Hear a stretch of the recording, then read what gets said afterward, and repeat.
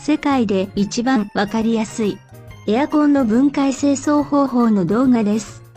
内部のファンにもホコリがこびりついており、ファンを外すとカビが大量に付着してひどい状態になっていました。この動画を最後まで見れば、初心者でもエアコンを掃除できるようになります。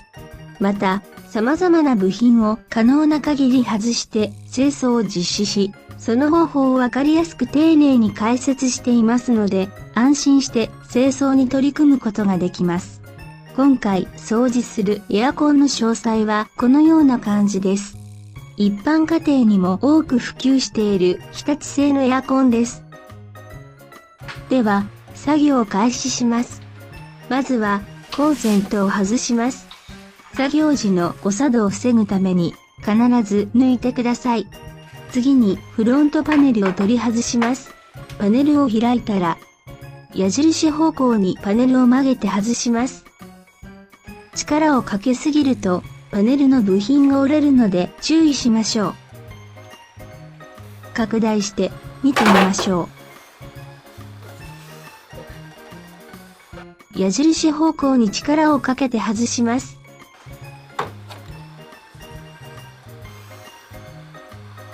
逆側も同じく矢印方向に力をかけて外します。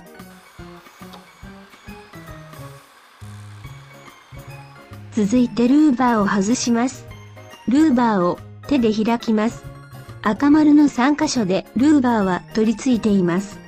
1番、2番、3番の順番で取り外します。この部品は折れやすいので慎重に作業してください。まず真ん中を外します。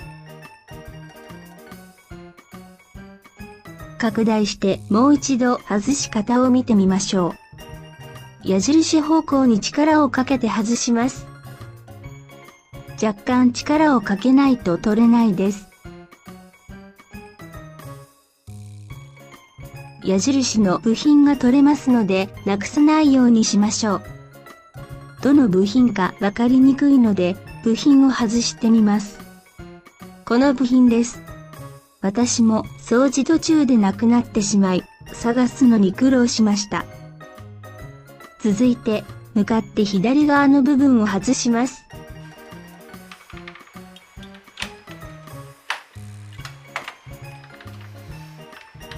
拡大してもう一度外し方を見てみましょう。矢印方向に力をかけて外します。若干力をかけないと取れないです。矢印の部品が取れますので、なくさないようにしましょう。このような部品がついていますので、なくさないように注意しましょう。続いて、向かって右側の部分を外します。拡大してもう一度外し方を見てみましょう。矢印方向に抜くだけです。簡単に取れます。作業中に赤丸の部分が折れやすいので注意してください。ルーバーが取れました。続いてフィルターを外します。手前のつまみを持ち上げて手前に引けば外れます。続いて本体カバーを外します。まず赤丸部分のキャップを外します。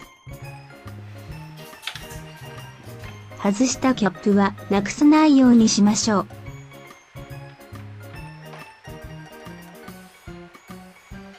キャップを外すとレジが見えますので、レジを外します。レジもなくしやすいので、きちんと保管しましょう。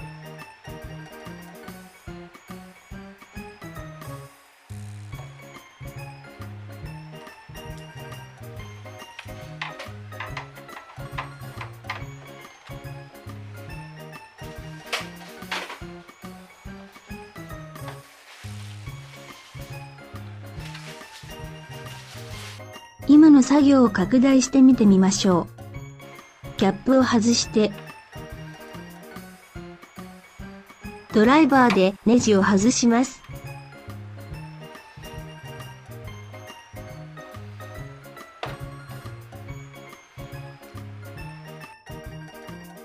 逆も同じで、キャップを外して、ドライバーでネジを外します。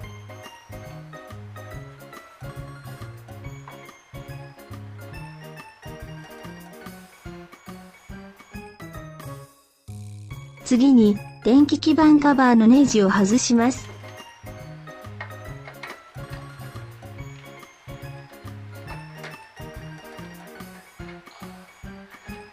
ネジを外したら、電気基板カバーを外します。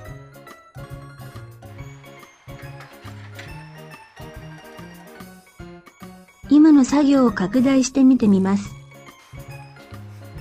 ドライバーでネジを外します。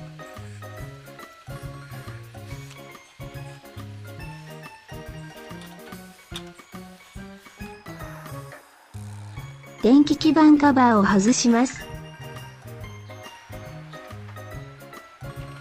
本体カバーを手前に持ち上げるように外します。プラスチックがバキバキと音を立てますが、怖がらず慎重に行いましょう。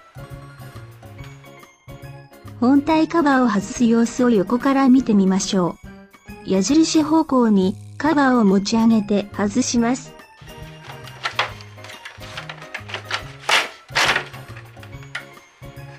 こんな感じで取り外せます。上の留め具を見てみましょう。このように本体カバーは爪で引っ掛けて固定されています。バキバキと音を立てながら、こんな感じで取り外せます。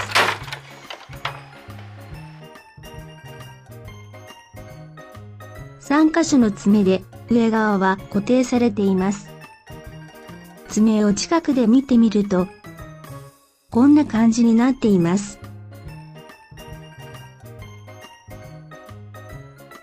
これも折れそうなので注意してください。本体カバーの爪が引っかかる部分はこんな感じです。ドレンパンを取り外します。ドレンパンとは赤丸部分の部品で水が溜まり、とても汚くなっています。赤丸部分のルーバーを動かすモーターを外します。これがモーターです。モーターを外す前に、この辺りの状態をカメラで撮影しておきましょう。これは、組み付けの際に、どこに組み付けるか、後から確認するためです。モーターを固定するネジを外します。モーターはこの1本のネジのみで固定されています。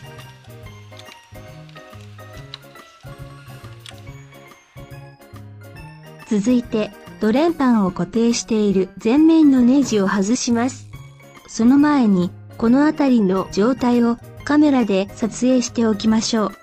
これは、組み付けの際にどこに組み付けるか後から確認するためです。プラスドライバーでネジを外します。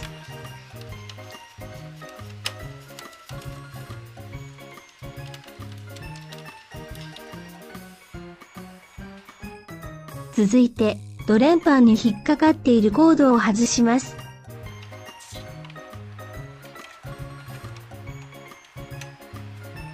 続いて、ドレンパンを固定している側面のネジを外します。プラスドライバーでネジを外します。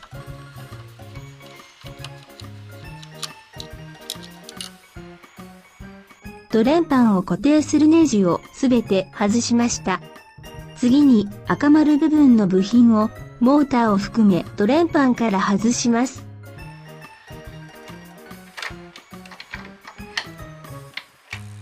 これだけです。ドレンパンをエアコン本体から外します。ここもバキバキと音を立てて外れるので少し怖いです。ドレンパンに溜まっている水をバケツに流します。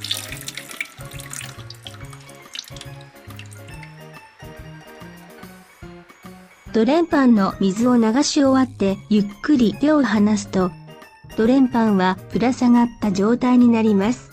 これは赤丸の部分でドレンパンとドレンホースがまだつながっているからです。今からドレンパンとドレンホースを引き離します。ちなみにカーテンは外して作業した方が良かったです。ドレンパンのせいでカーテンが汚れました。赤丸部を拡大してみます。拡大するとこのようになっています。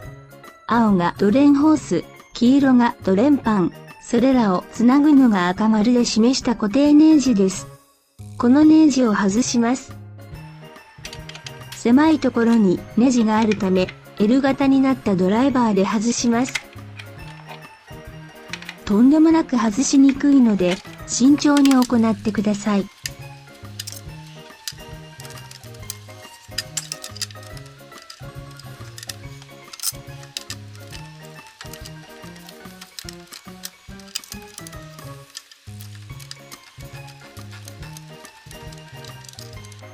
ネジを外したら、ドレンホースをドレンパンから引き抜きます。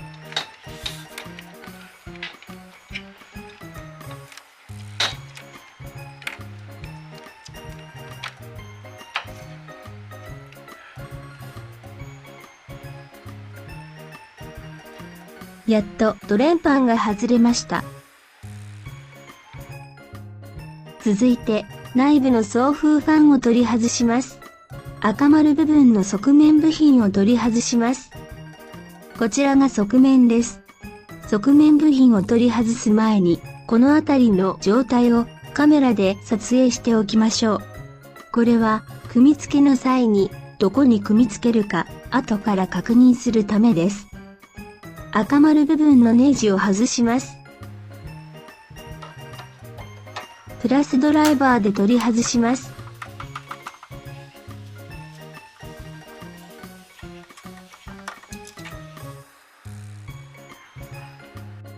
側面部品の固定部をマイナスドライバーで外します。かなり硬いので、プラスチックを破損しないように注意してください。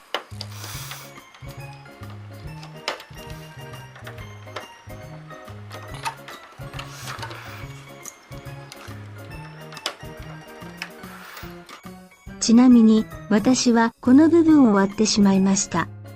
割って組み付けられたので大丈夫でしたが、皆さんは気をつけてください。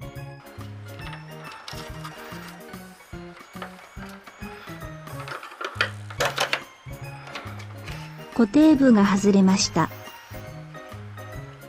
あとは必死に外します。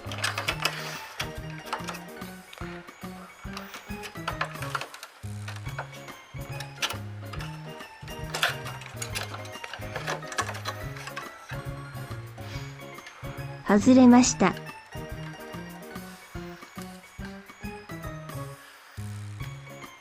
赤丸部にある送風ファンを固定するネジを緩めます。送風ファンを下から覗き込み、くるくる回すとネジが見えてきます。プラスドライバーで固定ネジを緩めます。外すのではなく、緩めるだけです。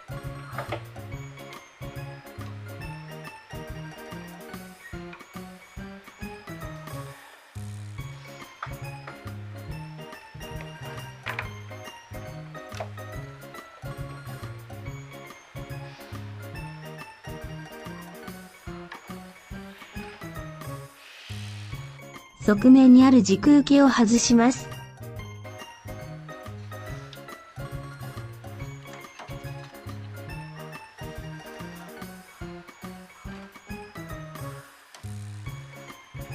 これでやっと送風ファンを外すことができます。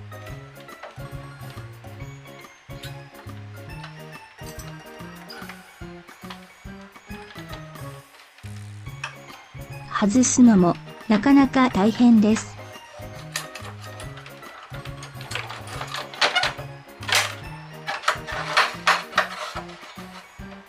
やっと外せました。めちゃくちゃ汚いですね。アルミのフィンを元に戻します。内部はカビなのかホコリなのかわかりませんが、大変汚いですね。よくここまで放置したものです。後でエアコン内部も洗います。こちらは取り外した送風ファンです。表面にびっしりカビ汚れが積もっています。5ミリメートルぐらいの高さまで汚れが成長してますね。ドレンパンも非常に汚いです。ボウフラでも湧きそうなぐらいです。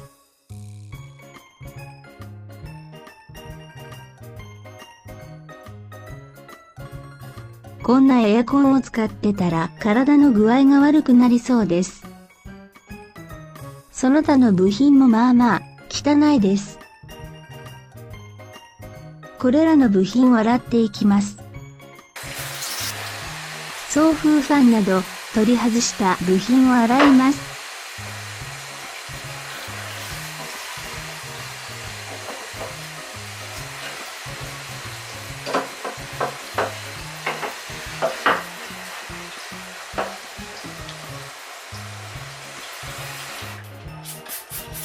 カビキラーが良いとのことで買ってきたのですが、使おうと思った時にどこかに行ってしまいました。仕方なくお風呂洗いの洗剤で代用しました。ちなみにエアコン清掃後にカビキラーが洗濯機の横から出てきた時は泣きそうになりました。取り外した部品を洗うときはカビキラーが良いのですが、エアコン内部のアルミフィンを洗うときはカビキラーは強すぎるようなので注意してください。汚れの塊がどんどん取れます。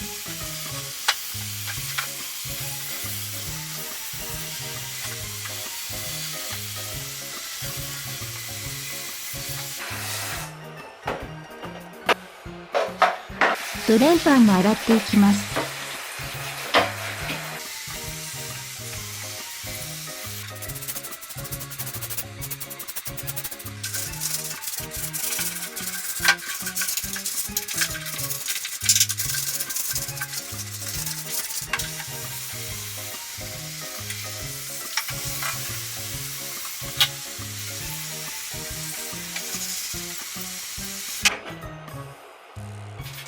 ルーバーもパネル本体もフィルターもすべて洗います。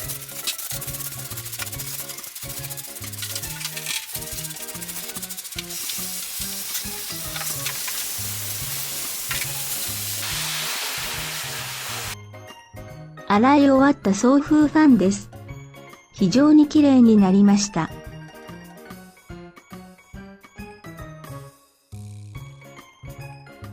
ドレンパンも見違えるように美しくなりました。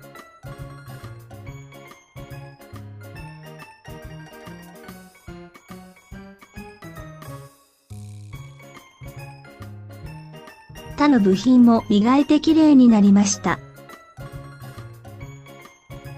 続いて本体を洗う準備をします。まず本体の濡れてはいけない部分である電装系を防水処置します。コンセントに養生テープを貼ります。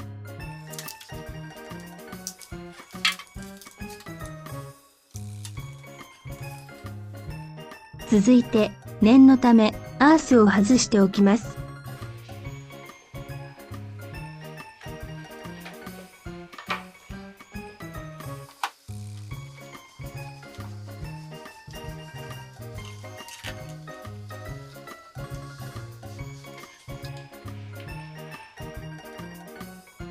赤丸の電装部分に水がかかると故障の原因となるので防水していきます。その時にアースも一緒に防水します。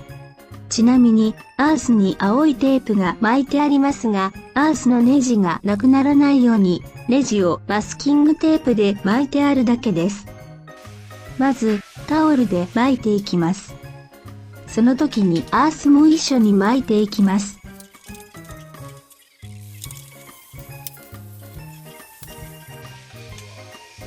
少し巻いたらテープで固定します。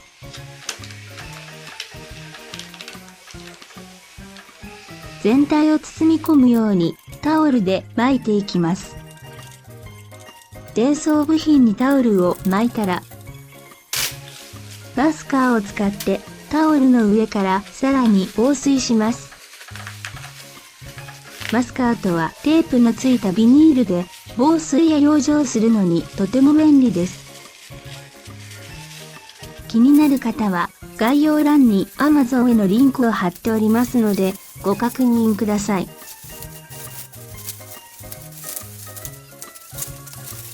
マスカーの隙間をテープで留めていきます。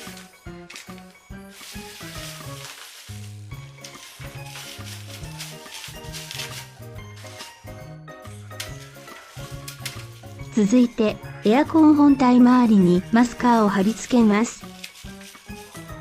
マスカーはエアコン本体の上下左右に貼り付けます。マスカーが貼り付きやすいように壁を拭いておくと良いかもしれません。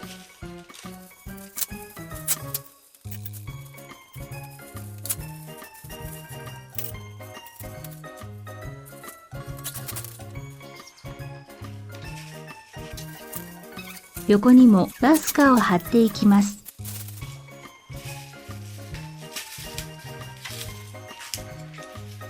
貼り付けたマスカーを広げていきます。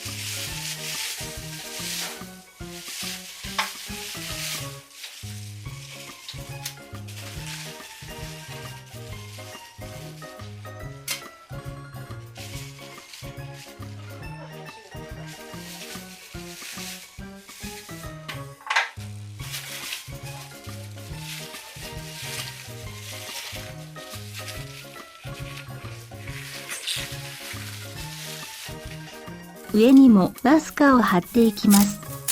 マスカーをきちんと貼っておかないと壁が汚れますのでご注意ください。貼り付けたマスカーを広げていきます。マスカーをテープで貼り付けます。この作業はマスカーを貼ってビニールを広げてテープで留めるを繰り返します。ドレンホース側の壁にもマスカーを貼り付けます。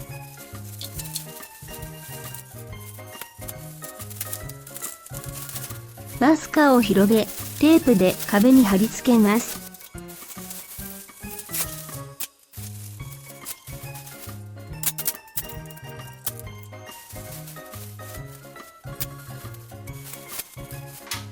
マスカーの貼り付けはこれで完了です。続いて、エアコンにエアコン用洗浄カバーを装着します。これは Amazon で購入しました。概要欄にリンクを貼っておきますので、気になる方はご確認ください。私の購入したものはゴムでエアコンに固定するタイプです。水を使って洗うので、周りに飛び散らないようカバーは必要でした。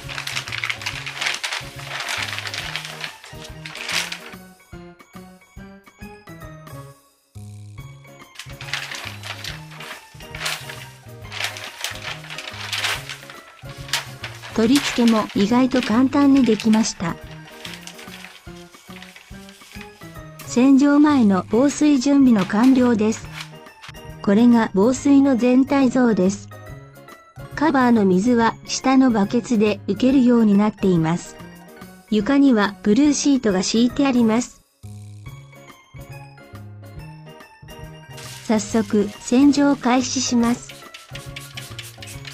今回はお風呂用の洗剤をエアコンのアルミフィンや内部にスプレーしていきます。なお、アルミフィンのことを熱交換器と呼ぶそうです。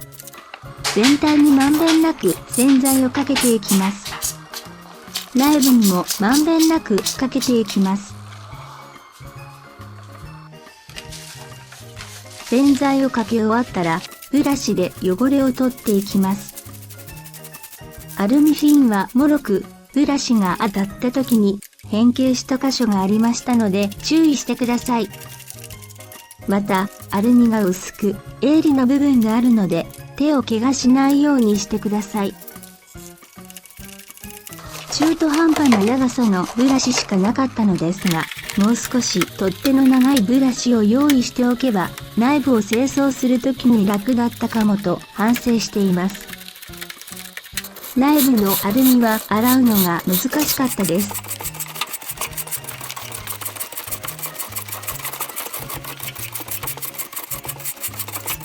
ある程度洗浄が終わったら洗剤を洗い流します。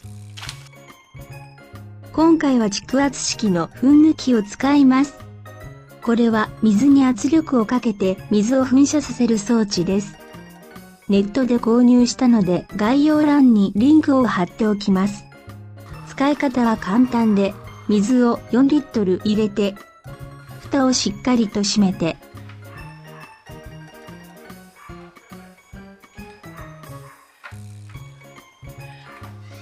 ポンプで圧力をかけます。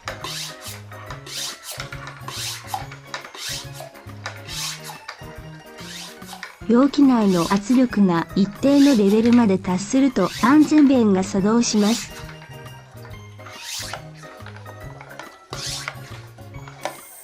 シューといった音とともに安全弁が上がり、赤いラインが見えます。これで蓄圧式噴霧器の準備完了です。ノズルをエアコンに向けて水を噴射させます。噴射した水がカバーの外に吹き出せないように慎重に噴射させます。水とともに溜まった汚れも吐き出されます。内部にもまんべんなく水を噴射していきます。途中で噴霧器の勢いがなくなったら、再度ポンプで押して圧力を高めて作業を行います。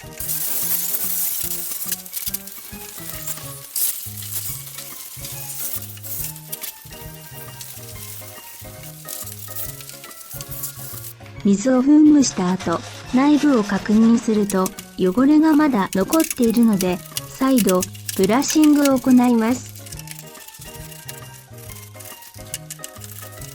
ブラッシングの後に再度水を噴霧します。実際はこのブラッシングと噴霧をきれいになるまで繰り返すことになります。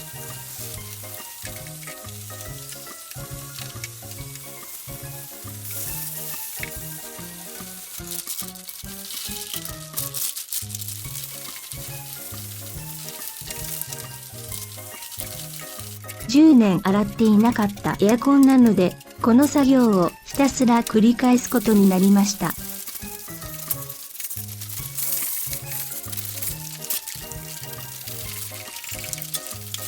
内部のアルミにも洗剤が残らないように水を噴霧します。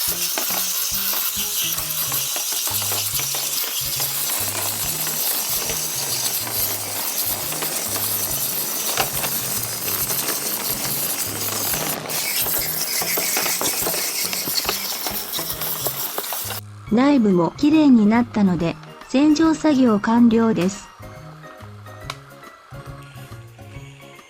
だいぶ汚れが落ちました。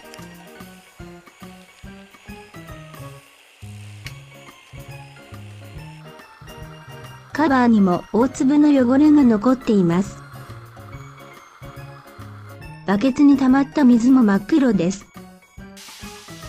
防水カバーを外します。マスターも外していきます。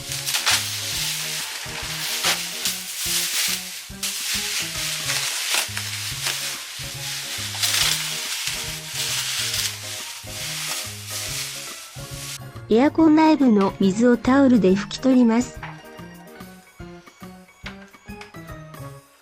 熱交換器のアルミのフィンで手を怪我しないように注意してください。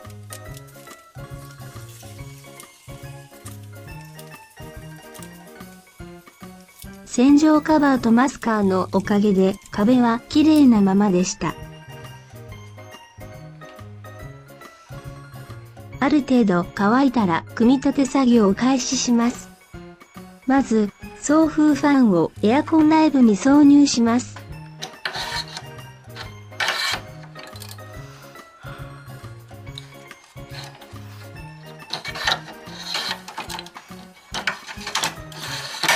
いろいろなところが引っかかって入れにくかったです。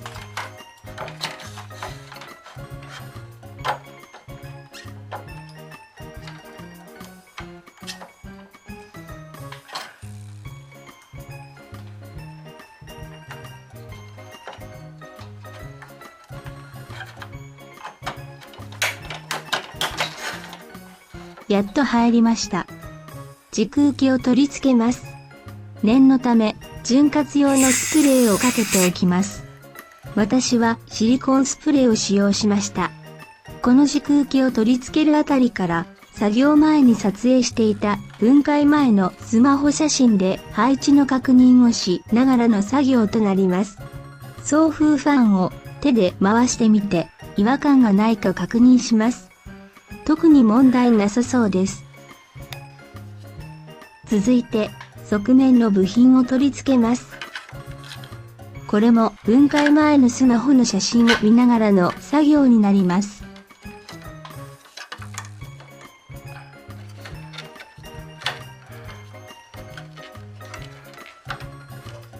なかなかスムーズに取り付かないんですよね。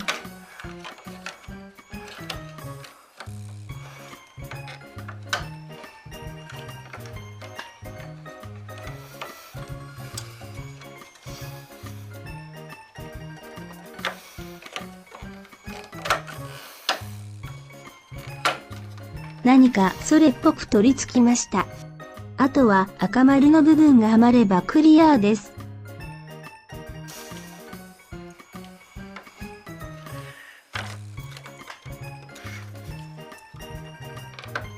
硬くてうまくはまりませんね。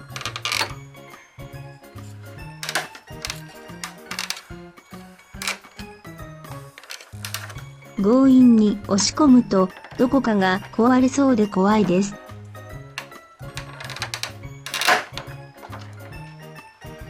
やっとはまりました。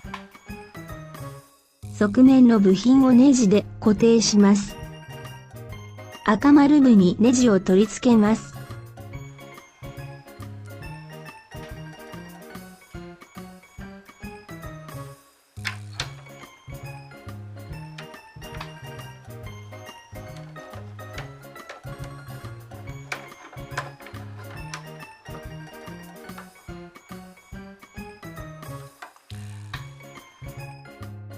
続いて、送風ファンの固定ネジを締めます。送風ファンを回すと固定ネジが見えます。ドライバーでネジを締めます。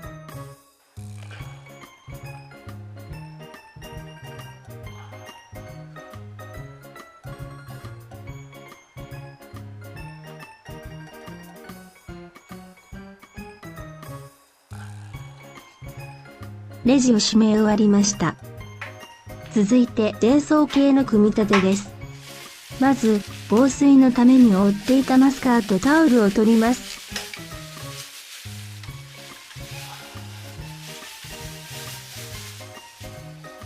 アースを接続します。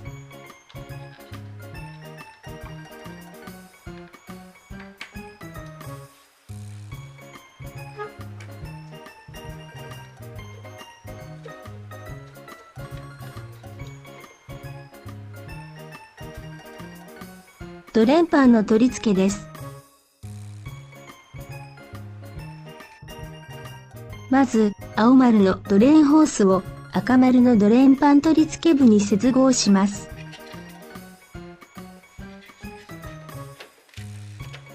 かなり取り付けにくいので力が必要です。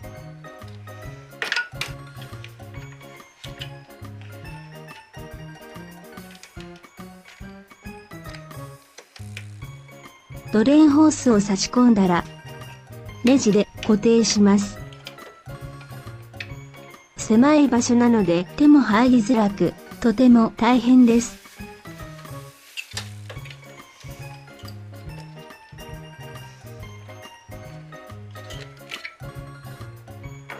ドライバーも L 型のものでないと回すことができません。手元が見づらいので赤丸部分を拡大すると、こんな感じです。赤丸のネジを回して締め込んでいきます。途中で L 型のドライバーでは回しにくかったので、ペンチを使って回しました。本当に大変です。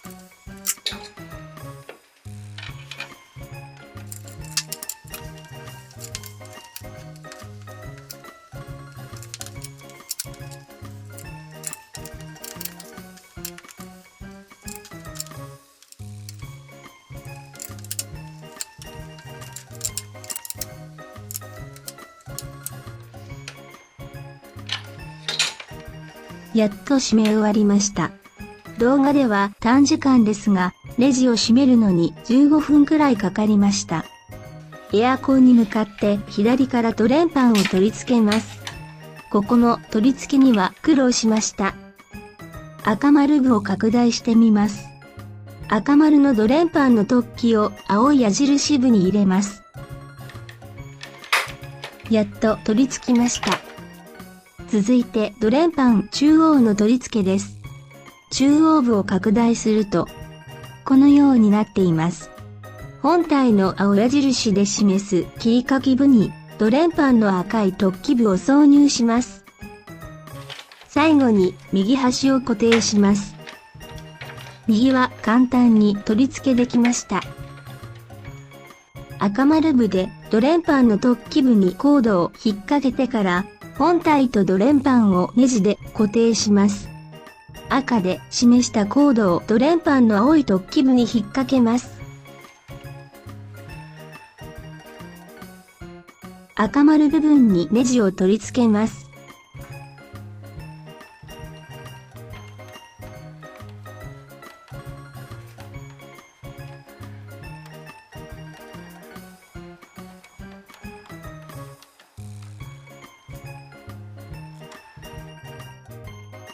赤丸部分にネジを取り付けます。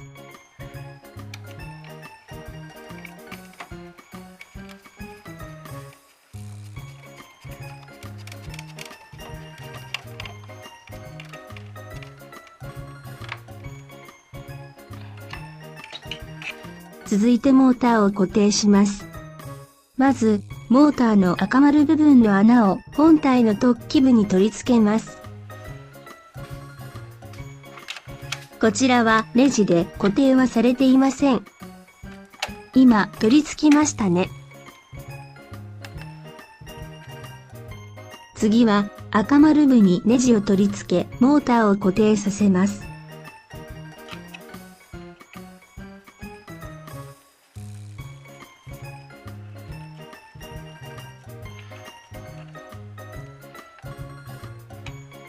モーターの固定が完了しました。続いて本体カバーを装着します。取り外しの時とは打って変わって位置を合わせるように押し込んでいったらバチンバチンと固定部分がはまる音がして固定されました。拍子抜けするぐらい簡単にはまりました。念のためカバーの上側の留め具がはまっているか確認しましたが、大丈夫のようでした。続いて、ルーバを取り付けます。1、2、3の順番で取り付けていきます。右側は差し込むだけです。左側を取り付けるときは少しルーバーを曲げます。中央は少し力が必要です。折らないように注意してください。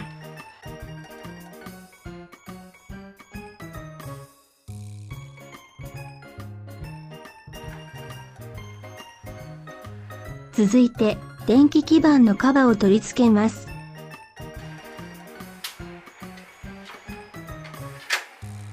赤丸部にネジを取り付けて電気基板カバーを固定します。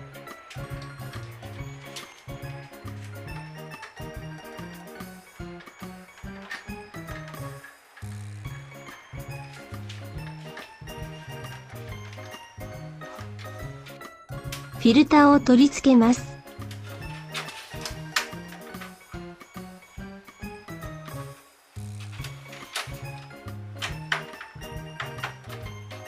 フロントパネルを取り付けます。矢印方向にパネルを曲げて取り付けます。取り付け部を拡大しています。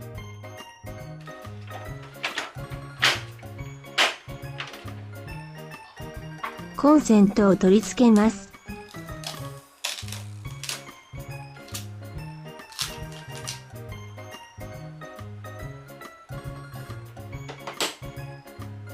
ルーバーが動くので注意してください。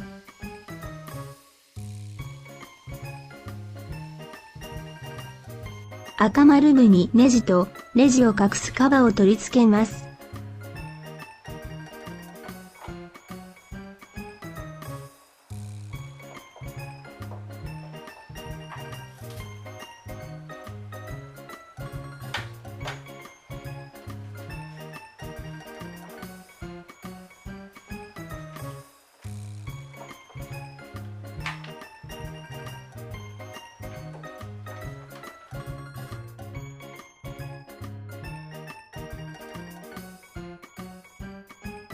最後に正常に作動するか確認します。リモコンで電源を入れてみます。正常に動き出しましたね。内部が乾くまでは水滴が飛んできます。なので送風口の前にタオルをかざすと良いようです。なお、暖房で動かすと内部に残った水分が早く蒸発するようです。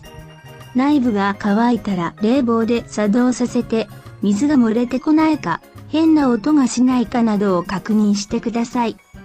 特に異常がなければこれで完了です。この後ですが、16度でも冷えなかったエアコンが劇的に冷えるようになりました。また、臭かった匂いも改善されました。今回使用した道具も概要欄に載せていますのでご参考にしてください。最後にエアコンの清掃が初めての方に向けた作業前の注意点をご紹介します。ネジや部品をたくさん外すのでなくさないようにしましょう。ネジや部品を入れる容器を準備すると良いでしょう。カーテンなどは汚れるので作業前に外しましょう。実際、私は汚してしまいました。あと、ブルーシートをエアコンの下に引いて作業しましょう。途中でエアコンから水が漏れてきて焦りました。途中経過をスマートフォンなどで写真撮影しましょう。撮影しておくと組み立て時に非常に助かります。作業は自己責任で行いましょう。途中で諦める勇気も必要です。